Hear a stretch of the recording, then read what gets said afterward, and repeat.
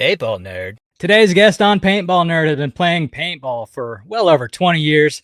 He's a 7-time World Cup champion.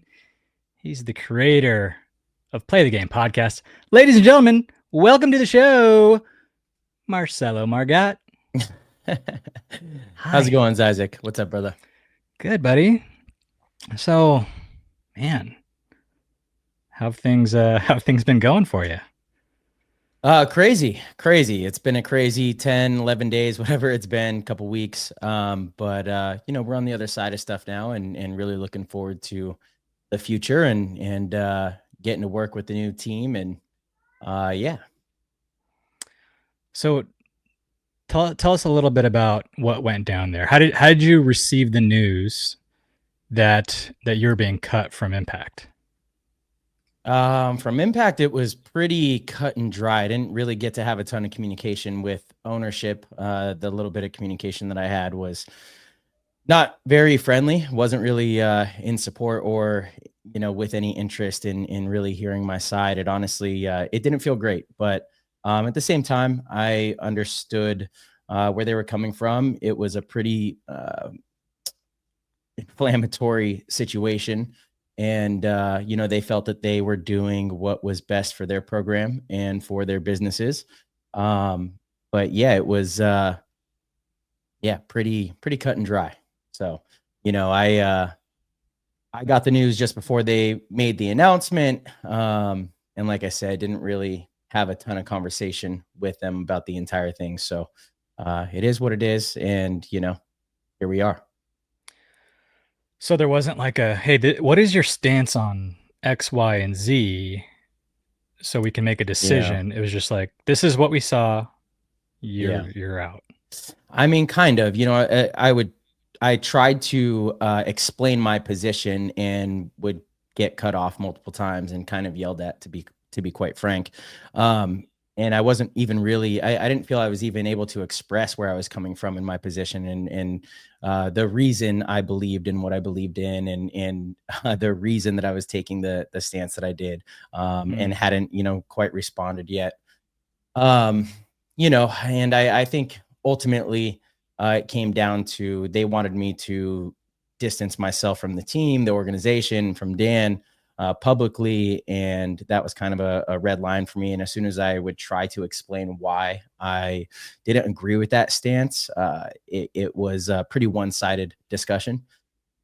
And they I guess thought about it and did a deep investigation for all of 20 hours and then called me with the news. And again, look, this topic, the situation, it's one of probably the larger ones that's, come through professional paintball in a long time. And, it like I said, it was really inflammatory. So, I don't, hold it against them. I understand. I wish they would have tried to see me as a person a little bit more and understood who I am as a person.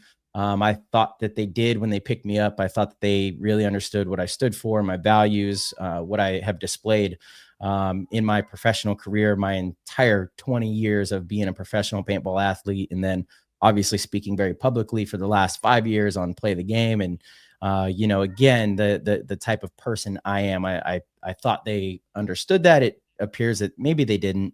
But again, I have a lot of empathy for how everyone reacted to this entire thing, whether I agree with it or not, I understand. I'm sure it wasn't an easy decision for them. We were trying to build something pretty special over there, and it was something I was very excited about, and I'm sure they were too. So, I know it wasn't a decision that they took lightly, but yeah, it was. It definitely felt a little short-sighted. But again, a lot of empathy for the reasons of that. So yeah. So, I mean, when the news broke, I'm sure there were teams like, let's get Marcello. Let's pick him up. So what teams were looking to make the move on you when the news broke? Yeah, honestly, I'm not going to put any names out there simply because I don't want them to get to attack. I don't know how this thing is going, to be completely honest.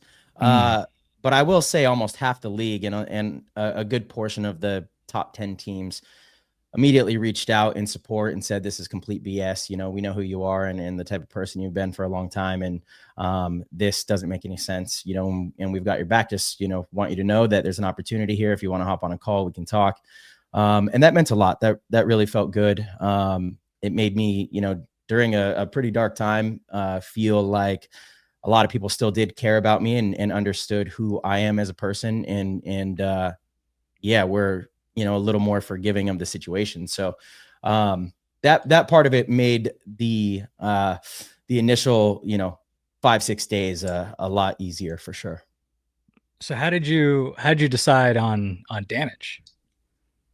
Damage is kind of a team that almost every offseason, I mean, Joey Blue's been very vocal about his pursuit of trying to pick me up.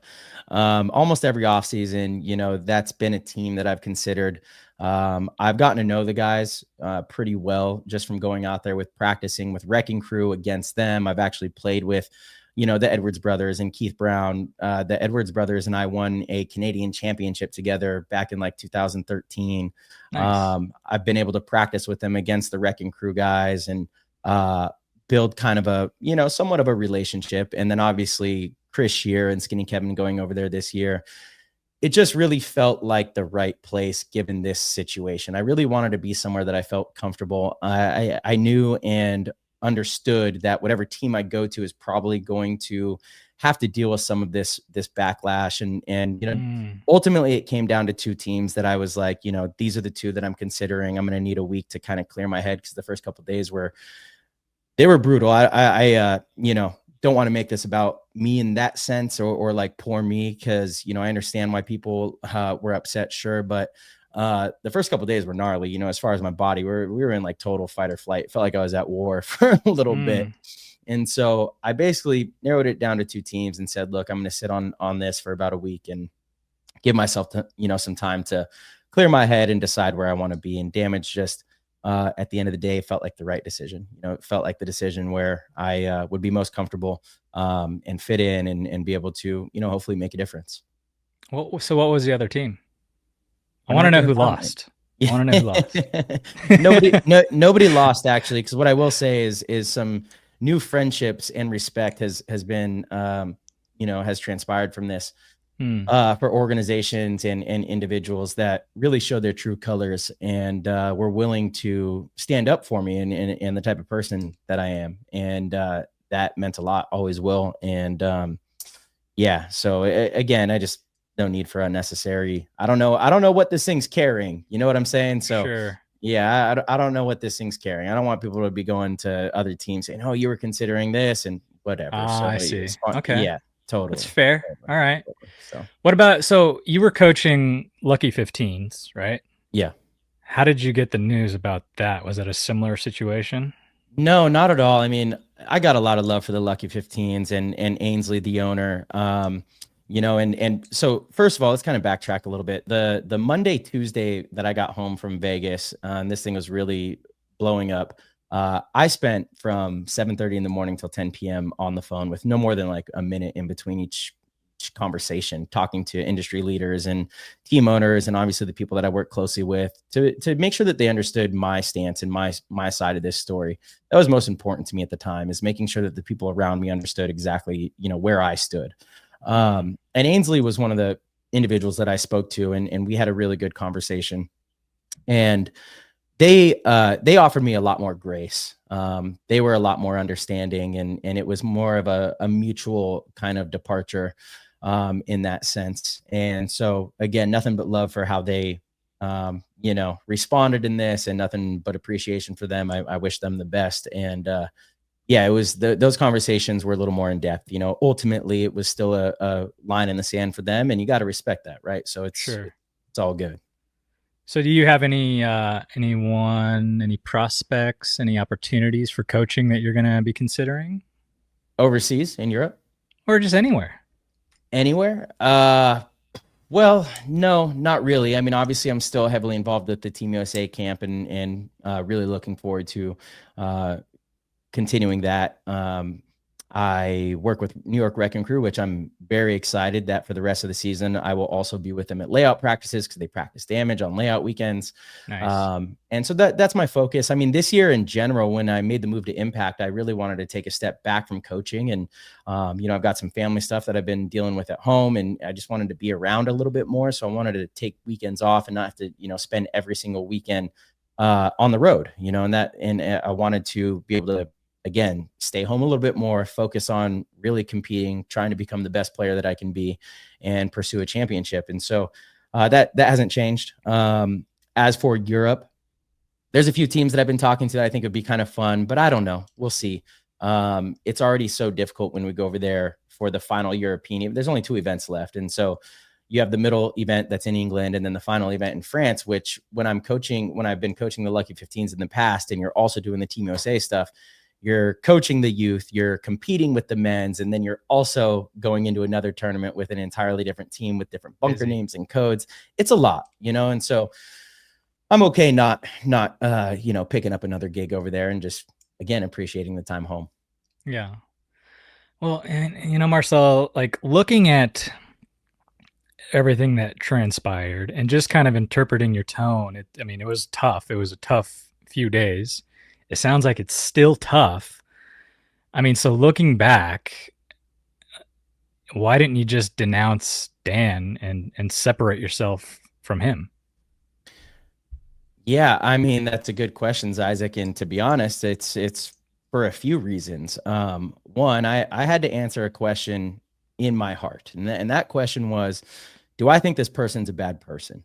And the answer was no. I've gotten to know Dan pretty well over the last few months. He has some fringe beliefs that are not my beliefs, but I've only seen him treat people around him really good, no matter where they come from, what their background is. A lot of people come to his field to play. I've seen him, interact with the paintball community at large, and he is only good to people. I haven't seen him treat anybody bad. He's always been good to everybody on the team. He provides an amazing opportunity for, the kids on the team as well. I think that's another thing people don't realize is there's like a group of players on this team also that I've built a relationship with and feel like I have a responsibility to continue to, pursue this opportunity with them. An opportunity that they probably wouldn't have elsewhere. And then secondly, I don't really believe in denouncing people in general, like short of some sort of atrocious, or like, violent crime or, something like that. I don't believe in that. I think it's okay to have friends and relationships with people that you vastly disagree with on certain topics. And I think that's where a lot of growth happens. I think that's an important part of humanity. I think really it's kind of what's wrong with not just America, but the world today is you have people that are so polarized by, different topics, whether it's, extreme or radical Republicans or radical, liberals. Like it doesn't matter. You have people that can't come to the table on anything. They can't have a discussion, and it becomes this very inflammatory response. And you just start to name call and use a broad brushstroke and write people off. I don't believe in that. So with those two things, I just knew that no matter what amount of pressure I was facing, and it was a tremendous amount of pressure to come out. That's pretty much what everybody said in private too, is they're like, I agree with you and see your perspective, but this is going to cost you everything. You should reconsider. And I'm like, yeah, okay, but you're basically telling me that the right thing is the right thing and the wrong thing is what will save my career. And it's like, that just doesn't make sense. So it was honestly a very easy decision. It was a hard situation, but an easy decision. Like morally, I had to decide, do I think this person is a good or bad person? And I don't think he's a bad person. So, you could disagree with his points of views. You could argue with him on all sorts of different topics and have at it, please. But I just don't believe in the whole idea that like everybody that you're around that doesn't mean you are co-signing all of their beliefs, all of their actions, everything they do. I don't operate that way. Paintball has shown me that. I have traveled to every continent outside of Antarctica. I have slept in the homes of people all over the world multiple times a year with vastly different belief systems and crazy ideas. And paintball's our common denominator. and you get to know these individuals, and you realize they're human also, and there's a lot of good in there, and maybe they have some weird ideas, but why do they have these weird ideas? Okay, whether it's well researched or it's just what they grew up believing, it's a byproduct of their nurture, like there still is a common denominator, and you don't just throw people away. I don't believe in that. So yeah, for me, again, it was an easy decision, hard situation. I just knew that I had to stand up for that and not cave into the pressure, whatever that meant. I came home Sunday night. This all kind of started to unravel over the weekend while I was out in Vegas at Dan's field, and came home Sunday night and had the conversation with my girlfriend and kind of let her know where I stood, and she fully supported and also understood. And I was like, this is the path that I'm going to take, because I believe it's the right thing. I genuinely in my heart believe it's the right thing. So. Yeah, I think, one of the main things is, not only because Dan has said some things in mainstream media that people take offense to. He had yet to say things before he came on my podcast. He'd yet to say things in the paintball community like that. And, he said some wild stuff, but I think, obviously the thing that started it was the gun.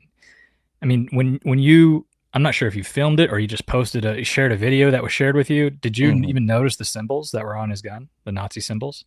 When I was filming the video, no, I was trying to film the insane goggle collection that he has, to be honest. And like, I'm in the middle of having a conversation with Dan during that. I'm not checking my phone and curating an actual video.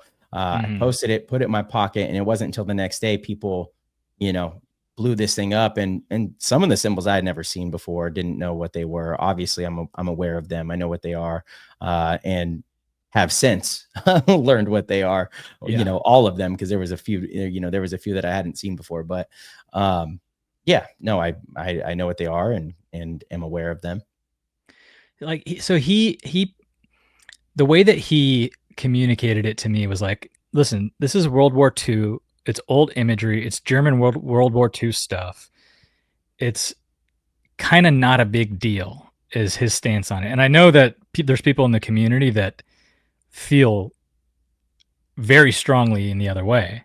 Sure. I mean, what about, like, how do you feel? Like, when you see those symbols, do they evoke an emotional response from you, or are you just like, dude, it's whatever, it's history? I got to be honest, symbols in general, they just don't. But that doesn't mean that I don't understand how it could invoke a traumatic, response from a lot of people. Yeah. Like those symbols represent, to a lot of people, it could be incredibly triggering and trigger a very emotional response. I fully understand that. That's why, again, like, if I recognize that was in the video, I just wouldn't post it no matter what I believed, because I understand it could hurt a lot of people. And I don't choose to operate from that framework. But at the same time, I'd rather see actions, like somebody having something in their private collection. Not really a big deal to me personally, but I'm also not in position to be somebody who's offended by that, right? Like I wasn't directly affected by that. So, it's a different conversation for some people, and I fully understand that as well. Yeah. So no, I see it. I see both sides, Yeah. I mean, I think regardless of what Dan's beliefs actually are, I think it's important to review those and really understand, what they are before saying, he's just flat out hates everyone. Because I tried to nail him down on that a couple times. Like, do you hate the Jewish community? Right.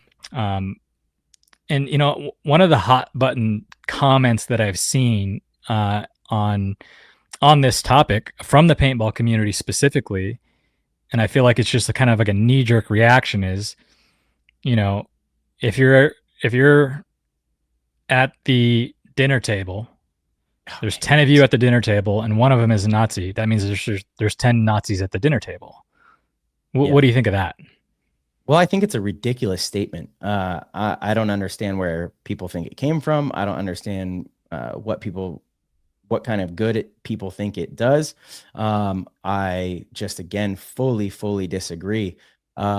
It's almost a form of racism, actually. Like, you're judging people based off of, the people that they are with. You're not treating people as individuals. You're not trying to understand people as a human on an individual level, right? So No, I mean, I fully disagree with that statement. It just makes no sense. It's like not a logical statement. You could have Yeah. 9 good people that are like, yo, there's this Nazi here. What the fuck? What can we do to, change this or whatever it might be? But to say that all 10 people are Nazis because one person at the table is a Nazi just seems kind of crazy. But It's kind of this guilty by association mentality, which I yeah, reject wholeheartedly. And I have context behind that. I don't just flat out reject it. I happen to be a believer in Jesus Christ. He broke bread with liars, murderers, thieves, and prostitutes without being a sympathizer yeah, or supporter of those actions. Jesus didn't endorse sin, but he actually came to redeem sinners. So he broke bread with them, literally and figuratively, to offer forgiveness, healing, transformation. And back then, his actions were considered radical because he showed love, he showed peace, he showed grace to people that the religious elite often rejected. yeah. So, yes, I believe that you can break bread with those that have a radical ideology and radical lifestyles without condoning their behavior, because Certainly. Jesus Christ did that exact same thing. And in fact, that was actually central to his mission.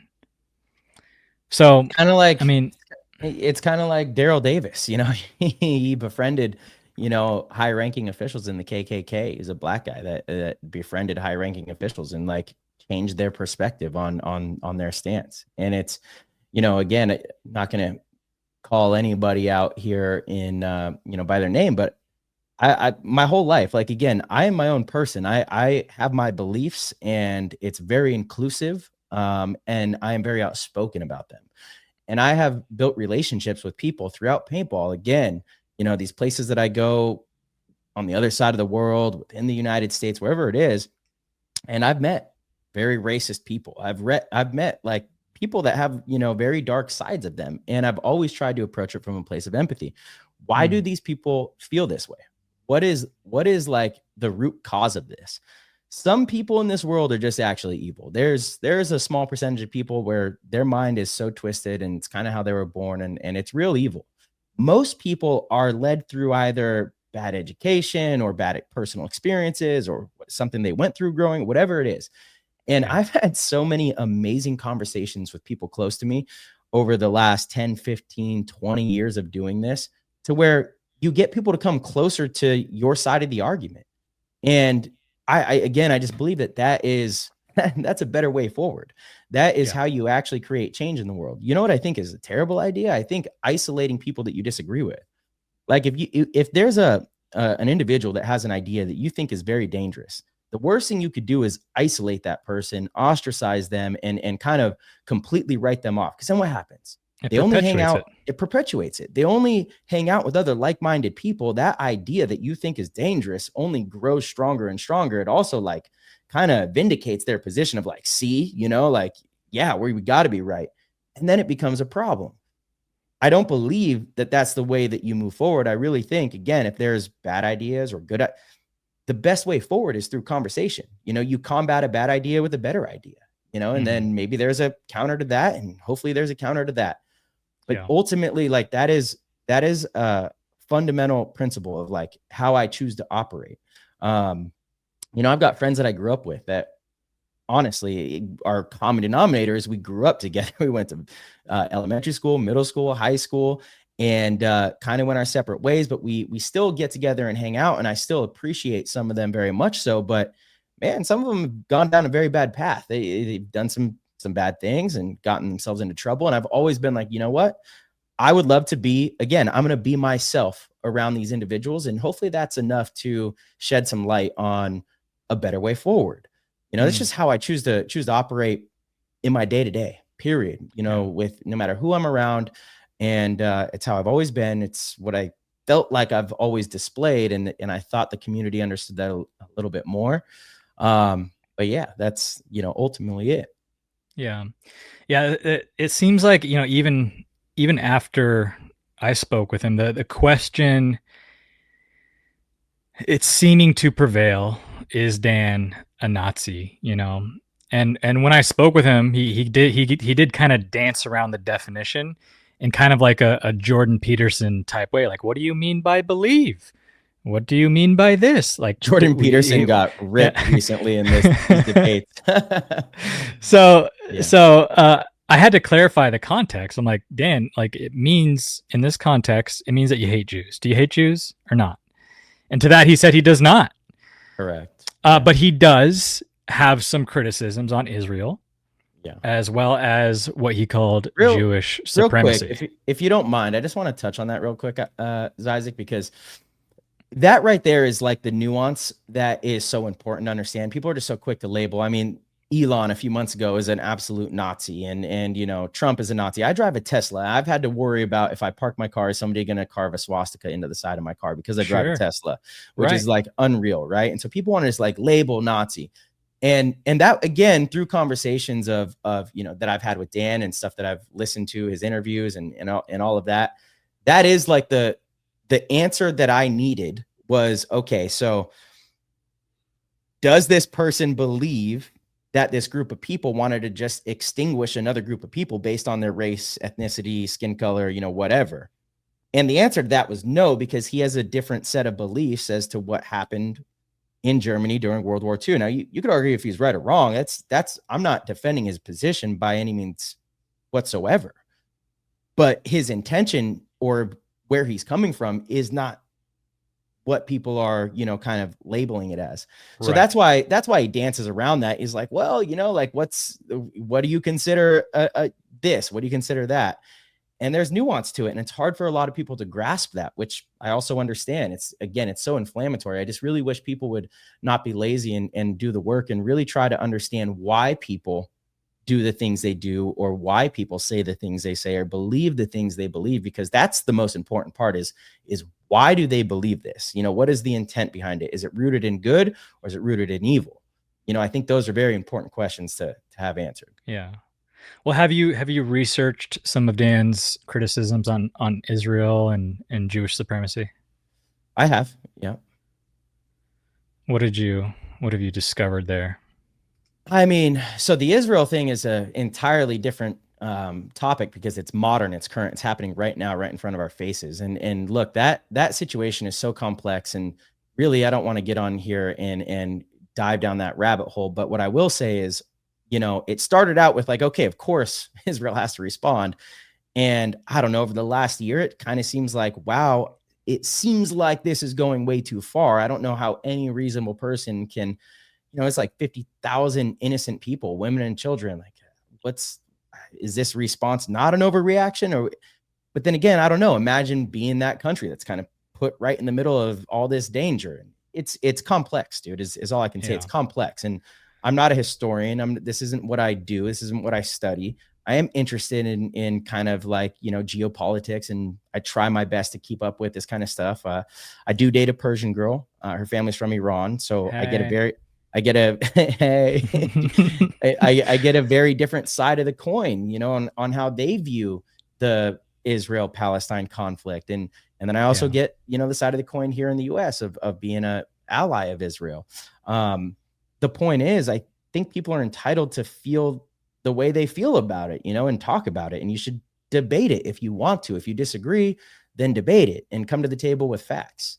Well, you know, so I faced criticism for not challenging Dan on some of the things that he said.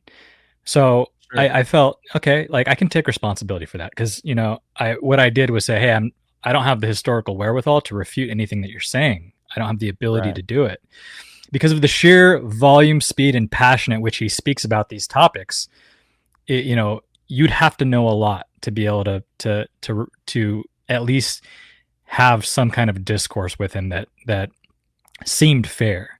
So I decided to look things up, and what I discovered was that based on the amount of information he shared and the period of time that he shared it, he said these things many times. He's known about it for a long time. And it would take skill sets in line with a professional historian or political debater to challenge him on his views. Mm-hmm. And that is a skill set I know that I don't have, you know? So I put a disclaimer in the video and I said, I encourage everyone to do their own due diligence on what he's saying. And, you know, beyond that, you know, I think people should also talk with Dan. If you disagree with something that he has said, he's not going away. He's going to be at the paintball. He's going to be in the paintball community. He's going to be at events.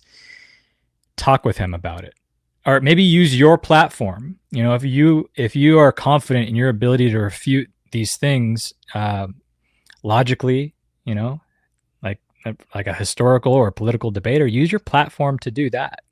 Yeah, you know, agreed. And so that was kind of put on me, and you know, I felt guilty, but at the end of the day, my channel is called Paintball Nerd. You know, you show me your cool stuff. We talk about nerd stuff about paintball. I'm not a political guy. I'm not a historical guy. So I also, real quick, I want to kind of also add that I do push back on a lot of the stuff that he says. And I've even told him, I'm like, you know, I'm going to be an antagonist in this for you. You're pretty outspoken about it.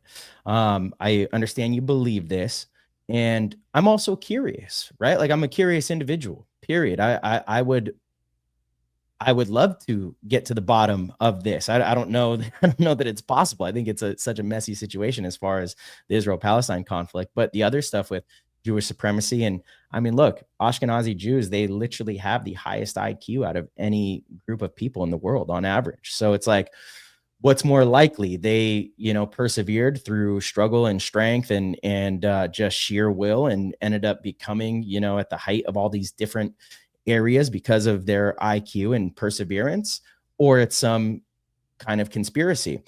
Again, I don't know. I don't have the answer, you know, like it could go both ways. He makes a lot of good points with a lot of different things. And at the end of the day, again, I just appreciate conversation about stuff, high level conversation where you can refute things and let's bring some evidence to the table and let's discuss, you know, that I think if everybody in the world kind of approach things that way, we'd be in a better place. Again, what have Americans said for the last 8 years at least? You know, they're like, I wish we had a candidate that was just in the middle. Like, I want somebody that's radically in the middle, you know, because that is the person that we would vote for, you know, and we just don't have that because things are so polarizing, and it's black and white to a lot of people, but life doesn't operate that way. There's a lot of nuance in this world. There's a lot of nuance in all of these topics. And that's, you know, I think it's okay. So, I mean, I asked Dan, you know, like, how do you want the paintball community to remember you? And he kind of didn't care, you know, like how, which I get, dude. He's a celebrity. He's got the kind of money where he can say anything he wants without worrying about losing his job. Sure. Well, that's not true because he did lose some business opportunities. But how would you like the paintball community to view him? Oh, that's not a question for me to answer, though, brother, to be honest. I mean, the paintball community is going to view them however they view him. I view him as somebody who really loves the game and can still do a lot of good for paintball. And I see his passion for the game as a whole. Like, he is literally a paintball nerd. He is a paintball nerd through and through, you know? So I guess I just hope people would, you know, have some grace and maybe have some tough conversations with him and make him understand too, like, this is a very small community. You know, there's not a lot of us, and we try our best to be very inclusive. And so let's be careful with, you know, again, if these are your beliefs, that's okay, but let's be careful with like how we talk about it too. You know, on social media, he doesn't always do himself many favors. No, you know, there's some hyperbole. And I tell him that too. You know, he's a friend, and so I'm honest with him. I push back on things that I don't agree with, you know, and I always will. But you know, I like I said, I think there's still a lot of good he could do for paintball. I know he cares a lot about the game. He's all in. You know, this isn't really a fad. I don't see it as being something that is a quick in and out. You know, the dude built a field in his backyard. Him and the team, they're there 3-4 days a week. You know, I get messages at 10 p.m. at night. He's got the lights on. He's out there doing drills. Like, he loves it. You know, he's truly a fan of the game. And he also is a fan of the people in the game. Like, he's had nothing but great things to say about, you know, all of the players. He's like, you know, out of all these different groups that I go to, whether it's you know, in the past going to parties or clubs or concerts or whatever it is. He's like, the paintball people are the coolest. He's like, they're just down to earth. They don't, you know, nobody bugs, no BS. They're just good people. And that's a fact about the community, you know? And so it's a shame that it's come to this. Again, I have a ton of empathy for, you know, both sides and the entire situation. I understand why people are upset, but yeah, you know, I guess that's my answer. Yeah. I mean, he's a self-proclaimed freedom of speech absolutist. And I think that there's certainly there's merit to that. And I think there's another side of the coin as well. You know, I tend to be in the position, or of the position, that I would like to use my words to edify and build people up. Ephesians 4:29, it says, "Let no corrupt communication proceed out of your mouth, but that which is good to use of edifying, that it may minister grace unto the hearers." I think it's beautiful. I think it's a beautiful thing. And that being said, though, we have to have freedom of speech, because the antithesis to freedom of speech, it's not just censorship. It's compelled speech, which is you're socially or legally forced to say certain things. And it is going that way in America. And it's we don't want that. We certainly don't want that. We don't want censorship, and we don't want to be forced to use certain language. So I believe that what's much more important, I mean, we should be using our words to edify and encourage, but much more important, I believe wholeheartedly that as adults, we should control how someone's words affect us. Because if that truly has the ability to control our emotions, right? Our emotional well-being is at the mercy of anyone who has the ability to speak. It's way too much power to give to someone else. So I think that's what we need to do, is just decide how we're going to react to words, literal words. Am I going to let that affect me, or am I just going to move on and say, let that person say what they want to say?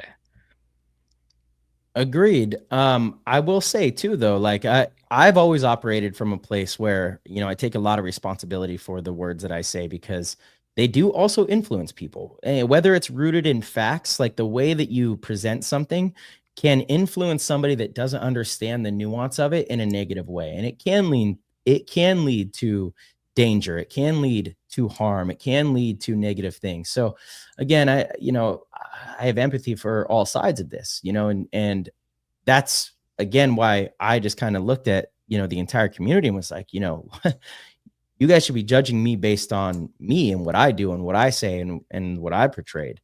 But I definitely understand, like, the freedom of speech thing. You know, people say it's not without freedom of consequence, yada, yada. That's a governmental protection. I get that. Right. And there is responsibility with, you know, if you have a large platform of, you know, making sure you get your message across in the right way. And we should always try to do our best to not incite, you know, hate towards any individual, of course. I think there's a tactful way to present our ideas. And yeah, that's where I have always chosen to operate from, you know? And so, yeah, it's again, all I'm saying here is I understand both sides, and I understand how people could be upset, but I hope the other side can also understand and take a step back and realize how inflamed this thing is. And also understand that, to be quite frank, the very thing that people were upset about with these symbols and this gun and what it represents, they actually carried out an action towards me, my family, my girlfriend. And it was one of the craziest things I've ever seen.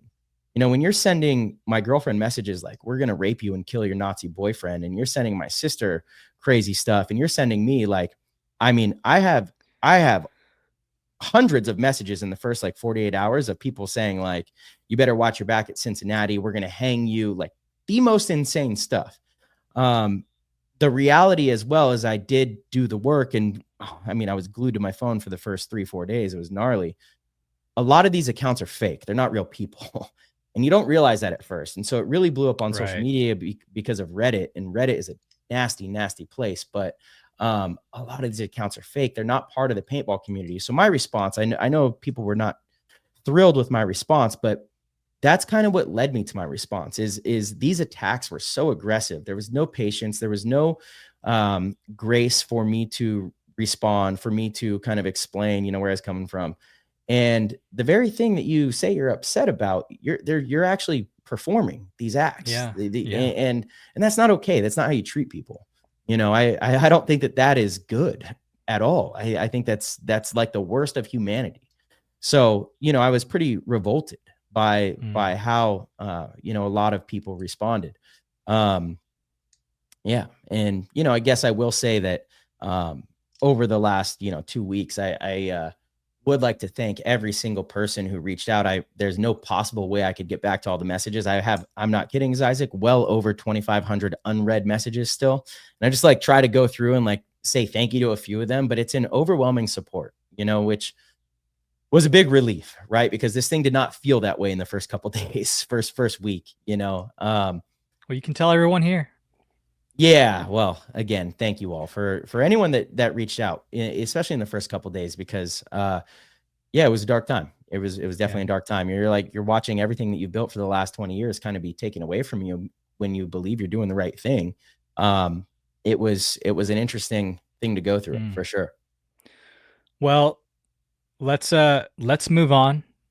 Let's look forward. Let's press on, and hopefully the paintball community does the same. Look to a bigger and brighter future. Absolutely. So I know you got some stuff you want to show off there, Marcello. Before doing so, hold on. Okay, don't pick up that heater yet. Got to thank our sponsors, Lumi Gummies. Go to Lumi Gummies. That's LUMI Gummies.com. Use code PaintballNerd at checkout. You'll get 20% off your first order and 10% off your future orders. You got to be 21 and over, so don't mess around. Hey, it's great for sleep. It's great for inflammation. If you're sore, it's great for relaxing. Get off those harmful prescription drugs that are bad for you. Kill your liver. It's nasty. You don't want them. Lumi Gummies, LUMI Gummies.com. Nice. I'd also like to thank PB Retro. Go to paintballretro.com. Follow the link in the description below. It helps out the shop. They've got DV8 earpieces and straps, all the magical JT gear that you'd like. Build your own custom beautiful JT goggle. Nectar Energy, NECTR.energy. Use code PaintballNerd at checkout. 15% off your entire order. This applies to your first subscription and one-time orders. It's a nootropic, gives you energy, helps you think clearly. Amazing flavors. Marcello loves them. You should get some. I do. Nectar Energy. And of course, the Farm Sports LLC in Shelbyville. This is Middle Tennessee's best paintball park. Go to thefarmsportsllc.com. If you're anywhere, if you're within 3 hours, come out, because people do that. People within 3 hours come to the farm and play paintball. I play paintball there. You should play paintball there. Come say what's up. I saw you bunker 3 people there. You had this little run down the snake side. Hey, the old guys still got it sometimes, Yeah, brother. Nice. All right, let's see the goods, Marcello. What do you got to show us? All right. Well, I got my brand new Lux Idol, which I'm not gonna lie. Look, I am kind of eating crow on this thing because I, for the longest time and publicly, was not very fond of the Lux. I always thought that they, weren't great on fragile paint, so it wasn't my favorite gun. And I think I'm gonna eat my words, and I'm not just saying that. I'm really not. Like, Dan can attest, because he, has a bunch of different guns, and I was like, nah, don't use the Lux. It's probably use one of the Eclipse guns. And last weekend at his house, I used his Lux, knowing that I was now on Tampa Bay Damage. And I was like, oh my God, this thing shoots really good. And then I got mine in, and I've been shooting it, and I'm like, yo, this thing shoots insane. It is so comfortable. The ergonomics of the gun are pretty great. And yeah, I guess the only thing I'm waiting to see is how we can, respond with brittle paint. But I hear they've got a whole new bolt system, and it's a whole different gun basically. So I love this thing so far. It's badass. Looks really cool. I'm excited to get out there and get using it. Yeah. Is that the one you're going to use? That gold one? This is it. Yeah. You already know. This is it. Personal gun. Are we going to see an MM33 edition? in the future? Maybe we'll see, man. I'm not gonna lie, Isaac. All this social media stuff and personal marketing, I'm like a little bit over it right now. Hmm. I kind of want to just keep my head down, work hard, and compete with damage and try to win a championship. That's my only goal. So, um, we'll see. Yeah. So how do you feel like you're going to be working in there with damage? How do you feel like, your playing style, your leadership, your incredible ability to quarterback, how do you feel like you're going to fit in with the dynamics of damage? I think it's going to fit in perfectly. I mean, that team has been together for a very long time. They have a lot of chemistry, and they are one of the teams that haven't made a ton of changes each offseason, right? So they've got a core that has been together for a very, very long time. And then the people that they did add, I already have a lot of chemistry with in Skinny Kevin and Chris Shear. Mm-hmm. So I think I'm going to fit right in. I'm not going to go in and really try to change a whole lot. Hopefully I can bring some good ideas and we can, work towards a championship together. But I'm really excited to play with Keith Brown, Jacob Edwards, Chad Bougere. Like, honestly, all the guys, you go down the list and I'm like, these guys are studs. They really are. They've been high on my list every offseason of like, if I am going to make a move, this is a team that I would like to go to. So I'm really looking forward to it. We have practice this weekend. I actually fly out Friday and can't wait to just start playing with the guys. Again, it's such a great group of individuals. I've gotten to know them pretty well over the last couple of years. I just don't have a bad thing to say about any of them. I really don't. Jason, they've all like kind of wrapped their arms around me through this too. And it's like, I can't even begin to tell you how much that has meant to me. The people that really have kind of been in my corner through this. It's being there for somebody in a dark time. You see who your true friends are. You really do. And unfortunately, I had a lot of people close to me that also showed some colors that I didn't totally love. And it's been a very revealing thing. But the damage guys, I can't wait. Truly can't wait. Awesome. I'm excited for you, bro. Me too, It's brother. going to be good to see. Yeah. Is there anything that you'd like to part with for the paintball community? No, man. I think we kind of covered it all. Again, I think people need to try to operate from a place of empathy, not be so inflammatory. Try to understand people, treat people good. Understand that, my beliefs are not the beliefs of everybody around me, and everybody should operate from that standpoint. It's good to come to the table with people that you disagree with, that you maybe aren't friends with, whatever it is. It's good to come to the table and have some sort of common denominator. If you could find a common denominator in anything, that's important. And also, this whole cancel culture thing is just so lame. It really is BS. That's not what you do. It's not how you treat people. Like, does the crime fit the punishment of this? At the end of the day, what people think they got me fired from my team, both jobs, all of this stuff. Are you serious? Is that really, like, do you feel good about that? Because if you do, then there's something very sick inside of you, in my opinion. To just tear people down is not the way forward. Look, again, very famous quote, hate does not drive out hate. Only love can do that. So I believe in that. And I think that's probably a strong message here. And, for the kids listening as well, there's a lot of peer pressure. I think it's very important to be very thoughtful in the people that you have around you, the things that you do, the path that you pursue. Make sure you are very considerate in that. But once you are and you believe in something, really stand on it, because peer pressure goes in both directions. You could be at a party with friends and you guys are all drinking and they want to go and do something illegal, maybe rob a liquor store or something. You're like, I'm not doing that. I don't believe that's a good thing to do. And they try to peer pressure you and bully you into doing something. Don't do it. Stand on what you believe in. And yeah, again, that's kind of it. I hope there's a way forward here where people kind of come together a little bit more and have a little more patience and grace with one another and understand, that's what I stand for, always have and always will. So appreciate it, Zyzek. Thank you.